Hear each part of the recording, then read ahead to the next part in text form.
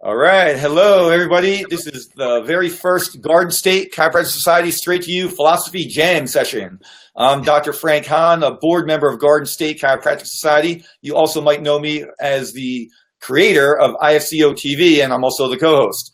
I'm really proud to introduce a good friend of mine, I guess, and a good friend of Liam Schubel's too, the California kid, the president of the IFCO, Dr. Jack Bourla. How you doing today, Jack? Frankie, thanks so much for the introduction. And as you said, this is the first time we've done this, so we may have some technical difficulties, but we're going to roll with it because that's how we are.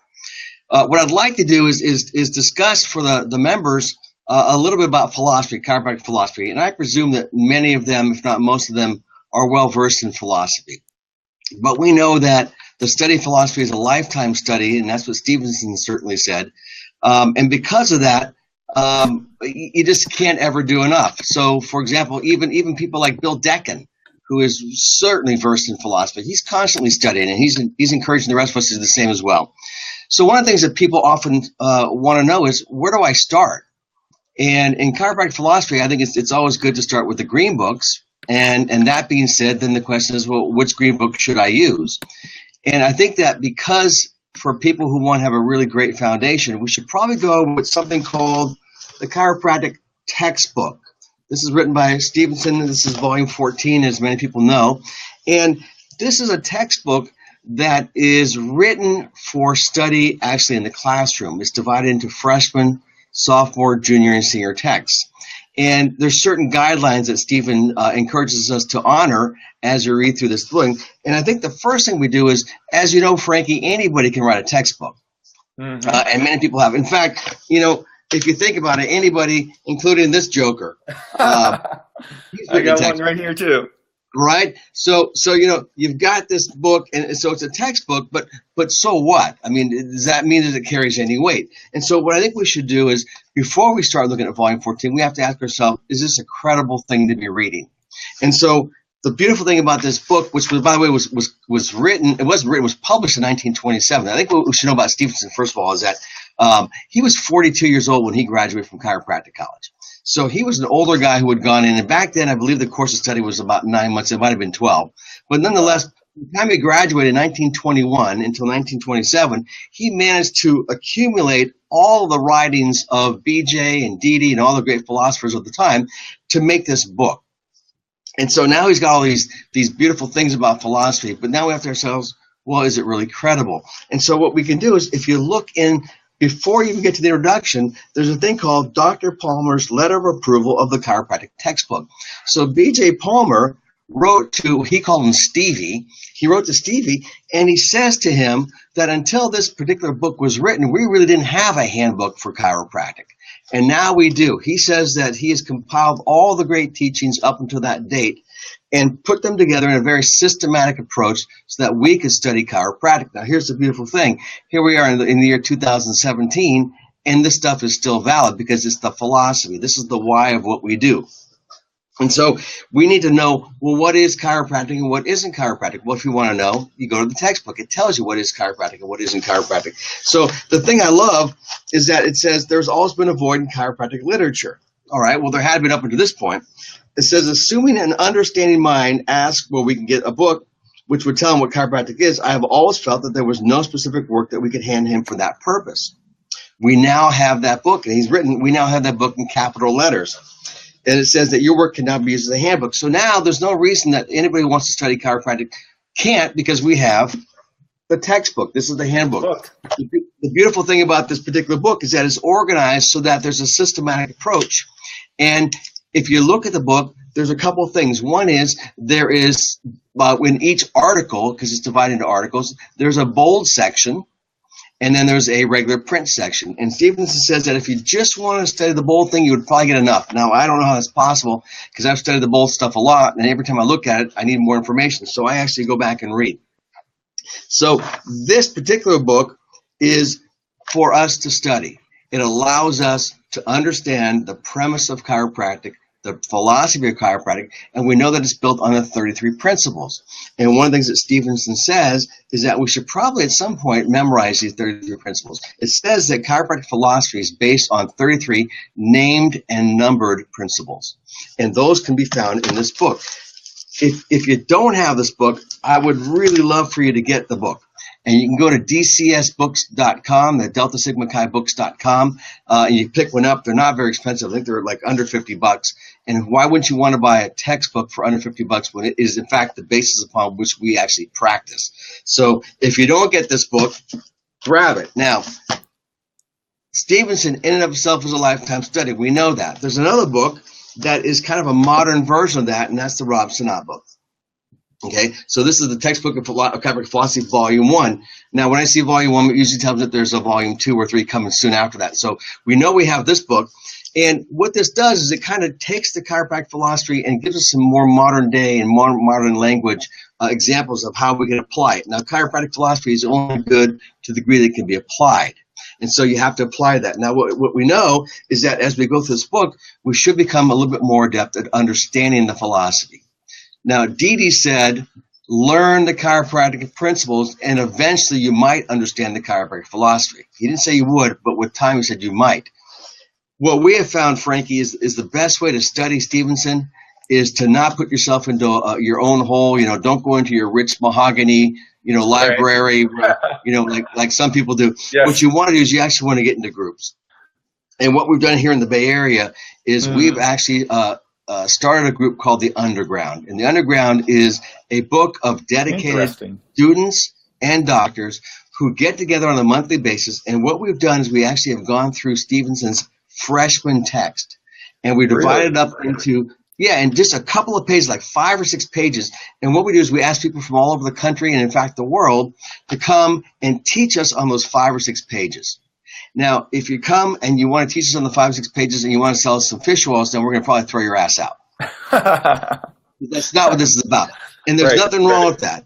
But there is something wrong with not coming prepared to talk about the philosophy. So we've done this now. I think we're on our 3rd round of going through this. And we've gone through the freshman text. Now, San Diego in California has also done this. They're actually now on the junior text. And so they've gone through the freshman text, through the sophomore text, and they're into the junior text. And again, the purpose is to study. Now, you study in groups. Why? Because this really requires some discussion. It requires an exchange of information, understanding, practical examples, and that's how you really start to nail down the philosophy. So if people are interested in doing this, I would have them contact either me or Sean Dill or Lacey Book, and we can get you guys started. We already have the curriculum. We'd be happy to share with everybody who wants to do this, and you got to commit to it. So it may be 5 people, it may be 50 people. It doesn't matter. You get together on a regular basis and you begin to understand and study the philosophy so that you can apply it in practice, because what good is it if you don't apply it? It's just something 100%. To have in the back of your mind. So I would encourage people to pick up this. I would also encourage people to pick up Strauss's book, the Blue Books. That's an awesome book. Yep, love Strauss. Right? And he's got a whole series of blue books. Strauss is such an eloquent writer. And we know that Judy Campanelli assisted with the editing of these books. So you know it's got to be good if she's gotten involved in it. 100%. Right. So you've got Rob Sinat's book, which would be supplementary to Stevenson's book. You've got Strauss's book, and Strauss has a completely brilliant take on all the principles, all the philosophy. He looks at things and analyzes them and really does a great job dissecting them. Then there's another guy named Drain. This book is fantastic. This is one of my favorite books to read because it reads like a novel, even though it really is all about chiropractic philosophy. So you've got that. You've got an ability, if you really want to become a great philosopher, you can join the ACP program, the Academy of Chiropractic Philosophy. Bruce Sherman, right? There's currently 2 volumes printed. The 3rd one's coming out soon. I'm enrolled in that program. And what it does is it puts me in contact with people with like minds, and we get together 5 times a year for the weekends, in addition to studying on our own. But we get together and we go through some constructs and some principles in the philosophy of chiropractic. And we really begin to dig deep, not just in chiropractic philosophy, but philosophy in general, specifically about chiropractic philosophy. And when you do that, boy, it really challenges your mind to think differently. You look at life differently. You become a Reggie Gold, and that everything you see is chiropractic, whether you're at the movies or reading a book or in a conversation or looking at the ocean.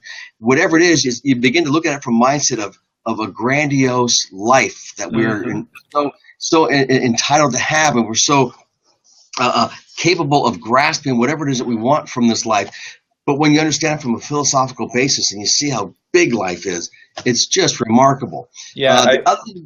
Go ahead.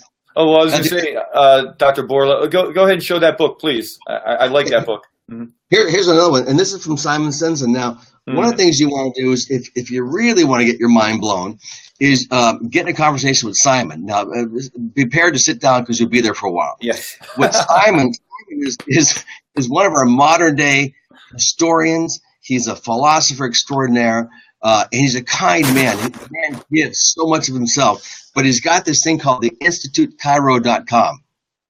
It's $18.95 a month. Now, where the $18.95 come from, I have no idea. But maybe it's going to do with the birth of chiropractic. But for $18.95 a month, or if you really want to go big, you can do $1,895 and become a lifetime member of this institute. And what Simon does is Simon digs deep into the literature and pulls out these gems, these marvels, these unbelievable mind-blowing things, including, for example, interviews with Tom Gilardi, interviews with Reggie Gold. I mean, just crazy stuff. Go, Frankie. Interesting story about Simon Sensen just happened. He contacted me via email, and he said, Frank, you're not going to believe it, but I found an interview with you and Reggie Gold from Sherman College in your chiropractic history class, and it's awesome. And can I use it to share with my people? And I said, I've been asking Sherman for that for 2 years. They said they cannot find it. I said, how the heck did you find it? And he said, that's what I do. I'm a historian. I find things. And he found it, so he's sending that out to me. So look for that, too. It was a great interview with Reggie Gold years and years, maybe about 20 years ago. Yeah. And that's fantastic. And he's the guy that finds this stuff. He finds all kinds of interesting articles and advertisements and snippets that just enrich our history and our understanding of where we came from. Because if you don't know where you came from, then how the hell you know where you're going?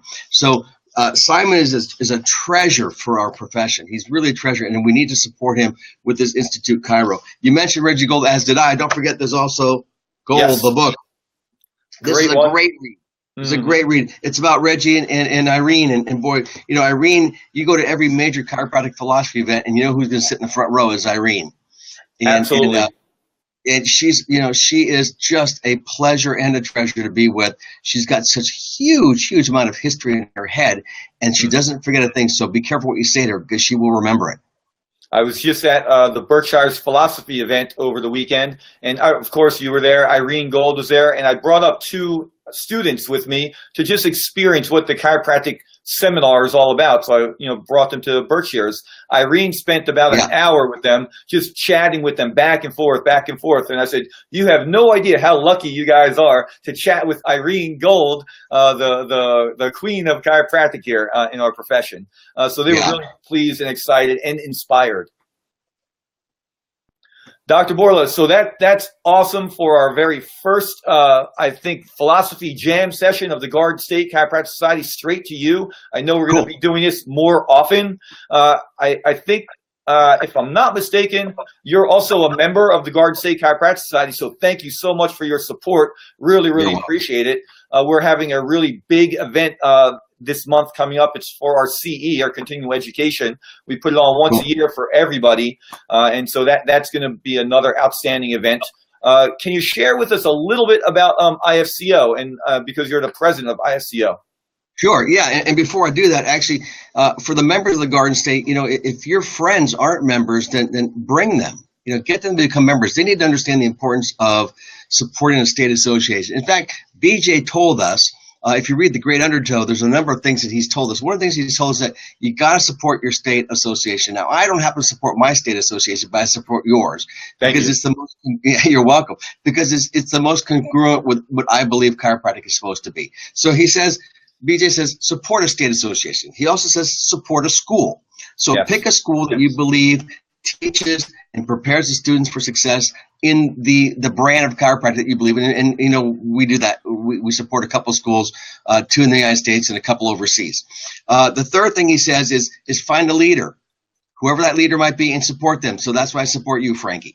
The fourth thing he says is support a national or international association. And so I took that to heart, and about, I don't know, 8 or 10 years ago, I learned about the IFCO. No, I didn't know about the IFCO, or back then it was the FFCO in school, because I went to school that didn't really teach a whole lot about philosophy. But I found out about it, and I became a member, and I became so excited about what they were doing that I soon was asked to become a board member. And so I sat on the board for a while, and then an opportunity came up for me to take over the presidency role, so I did that about 3 years ago. So what is the IFCO? Well, the IFCO is not what some people believe to be, and I hate even bringing this up, but some people still think that IFCO is a bunch of hate straights, and we're nothing like that. I mean, you look at anybody who's in the IFCO, and you're going to find some of the most loving people in the profession. What we're very passionate about is to make sure that doctors who want to practice the location, analysis, and correction of vertebral subluxation can. That's what we do. We don't monitor your offices for what we do. We want to make sure that if you want that ability to practice that way, that we're going to stand for you and support you in that. We also want to make sure that the patients, the practice members across the world, on the globe, who want to receive that type of care can. Now, you and I know, Frankie, that there was a number of people both outside and within the profession who think that vertebral subluxation is a historical concept, that our philosophy is dogmatic. And it's not. It really is not. I mean, would you and I become part of a dogmatic historical concept? I don't think so. We want to take the beautiful philosophy and the principles and be able to apply them in practice and serve our community who want to know how to get well, but more importantly, how to have their full life expression realized. And that's what we do. We don't do anything. We don't monitor your practice. We're not the police. We just want to make sure that you have the ability to practice and that our community has the ability to receive vertebral subluxation correction. That's what the IFCO does. So we put our resources towards that. Recently, we're involved in helping New Mexico kill a bill, which would have expanded our scope and diluted our position in terms of vertebral subluxation. So we help with that. We help in Texas, and we're now expanding our influence both abroad in Europe, in Latin America, and we hope in Australia. So if you are not an IFCO member and you are a member of the Garden State, I believe that we have very similar missions and visions, and so I would encourage you to become a member. And how do you do that? It's pretty simple. You go to the website, www.ifcochiro.org. You go to the membership site, you click on it, and you can pay monthly, you can pay quarterly, you can pay annually. It's $500 a year, which is extremely cheap. It's about $41 a month. So if you want to do that, get yourself signed up right away. If you're a student, it's $50 for the entire time that you're a student. So if you go in for the 4 years or 3.5 years, it's only going to cost you $50. And we hear this all the time. It's the cost of about a month's worth of Starbucks, maybe even less. Depends upon if finals are happening. So it's relatively inexpensive, but the value's there. The value's there. And as a new member, we throw all kinds of freebies at you, and that'll be indicated when you sign up. You get choices of free things that you can look at and become part of. There's a mentorship program. All the cool kids are part of the IFCO. So if you want to be a cool kid, come join us. We'd love to have you. Awesome. Thank you so much, Dr. Jack Bourla, for coming on the Garden State Chiropractic Society Straight to You Philosophy Jam session. Thanks. Sign up. Become a Garden State member. Have a great night. Bye now. Thanks. Talk to you soon.